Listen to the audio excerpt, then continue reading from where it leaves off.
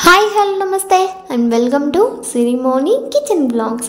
ఈరోజు వీడియో వచ్చేసి చాలా అంటే చాలా ఫేవరెట్, చిన్న పిల్లల నుంచి పెద్దవాళ్ళ వరకు ప్రతి ఒక్కరు ఇష్టంగా తినే కర్రీ అంటే ఏది అని అడిగితే ఫస్ట్ అందరి నోట్ల నుంచి వచ్చేది పప్పు కదా. ప్రతిరోజు రొటీన్గా కందిపప్పుతోనే చేసుకొని తినే బదులు ఒక్కసారి ఇలా పెసరపప్పుతో ట్రై చేయండి, చాలా టేస్టీగా ఉంటుంది, మస్తు ఉంటుంది అసలు పప్పు.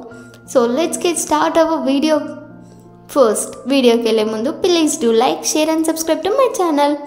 సో ఇలా కుక్కర్ తీసుకొని 2 కప్స్ పెసరపప్పు తీసుకొని అందులో వాటర్ పోసి బాగా ఇలా కలుపుకుంటూ మంచిగా కడగండి. కడిగి మనకి ఎంత క్వాంటిటీ వాటర్ కావాలో అంత తీసుకోండి. ఫస్టే ఎక్కువ తీసుకోకండి, కాసిన్ని తక్కువ తీసుకోండి. లాస్ట్కి మళ్ళీ కలుపుకుందాం.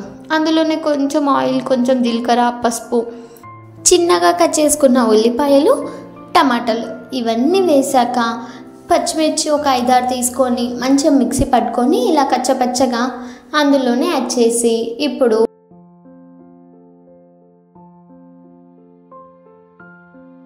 స్టవ్ పైన పెట్టేసి ఒకసారి కలిపి మూత పెట్టి ఇలా ఉడికే వరకు ఇంకొకసారి కలుపుకుంటూ క్యాప్ పెట్టుకుంటూ, చూసారా ఇలా ఉడికింది కదా, ఇంకా కాస్త ఉడకాలి.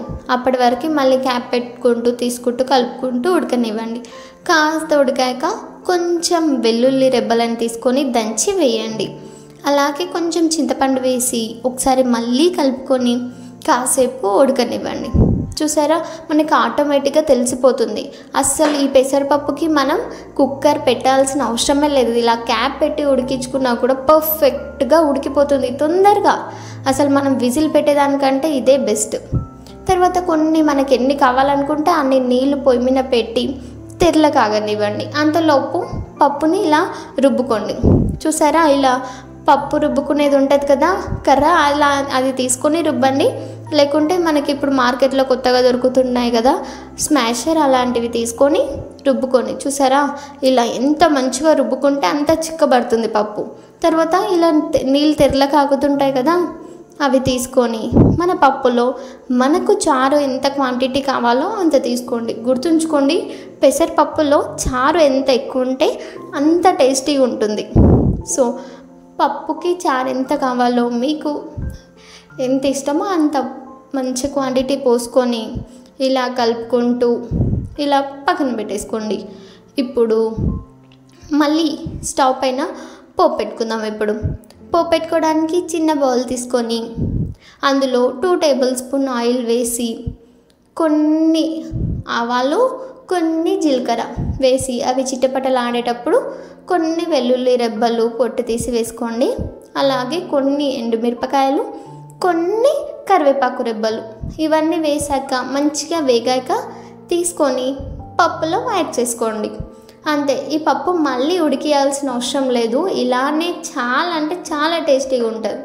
సో నచ్చింది కదా వీడియో, మీరు కూడా ట్రై చేస్తారా? ట్రై చేసి నాకు కామెంట్ సెక్షన్లో ఎలా వచ్చిందో చెప్పేసేయండి. గుర్తుంచుకోండి, చాలా రెగ్యులర్గా చేసుకునే పప్పు కన్నా ఇది చాలా అంటే చాలా టేస్టీగా ఉంటుంది. సో అలాగని రెగ్యులర్గా చేసుకోవాలని లేదు, అప్పుడప్పుడు పప్పు చేసుకుని రోజు చేసుకుంటాం కదా, ఆ ప్లేస్లో ఒక్కసారి యాడ్ చేసుకొని తినండి. చాలా అంటే చాలా టేస్టీగా ఉంటుంది. సో నచ్చింది కదా video? So please do like, share and subscribe to my channel Sirimoni kitchen blogs.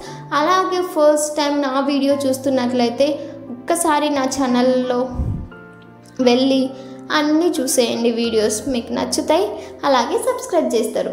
So thank you for watching my video. Bye, see in the next video.